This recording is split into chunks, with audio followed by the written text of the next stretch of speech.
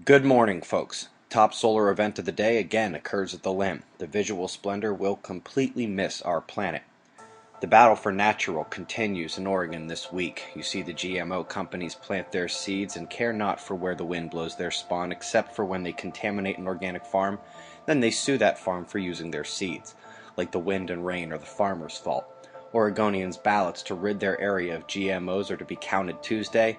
And in my humble opinion, a bit of review for veterans of our blog, I've got a couple good reasons to consider the Roundup resistance as the most harmful modification humans have ever made to food.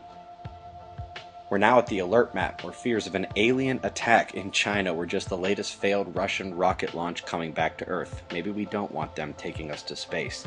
Also, top weather disaster of the last few days has occurred in Pakistan. Floods have swept homes away and already taken lives. We're hopping over to the USGS Water Watch, where I use data products to create a 45-day run of flood and stream flows based on the diametrically opposed conditions across the U.S. Southwest drought is one of the worst ever, with fire danger, while record-smashing rainfall comes in record short amounts of time. Speaking of records, the extreme temperature swings are peaking in cold right now, relative to the time of year. We're going to use the data from the biggest global warming pushers on Earth to show how cold has slipped in to dominate this cycle. We like to compare the last full year with the year to date, 2014 so far.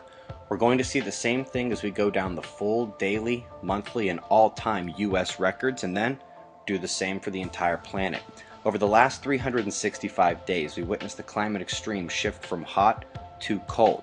Heat still staying in the mix there, but 2014 so far, the cold has taken over, and in no way is it even close. Not on short time scales, monthly time frames, nor the all-time records. Cold has dominated thus far this year, but remember, the El Niño conditions are predicted to change that by the end of the year, when the climate extreme swings should have heat back in the spotlight.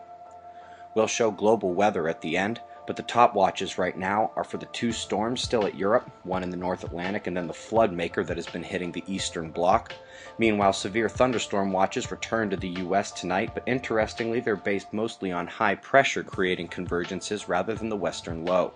Where they collide, we have our chances for bad weather. The eruption we saw to start the video was indeed the top pop on our star and is responsible for the minor jump back up and flaring, dismal though it may be. Sunspots are not going to help that situation today, as the top has decayed and no magnetic mixing from yesterday remains in the south. The solar wind tried to make it interesting with some density blips this morning, but our shield is reacting like you swatted a fly. Our planetary shield is calm. Coronal fields are blocking the positive coronal holes up north, while the red negatives down south are directly Earth-facing. We continue taking our earthquake uptick, but luckily, it was more about the non-standard locations than major magnitude. Antarctica with a couple shakes, and the most notable was a rare four-pointer that struck Germany. Lastly, folks, I hope to hop on for a live Google Plus in a few hours to go over a ton of updates to the Mobile Observatory project, the website, the climate fight, and the state of the sun and more. Current conditions and shots of our star to close. Eyes open. No fear at 6:35 a.m. Eastern Time, and that's the news. Be safe, everyone.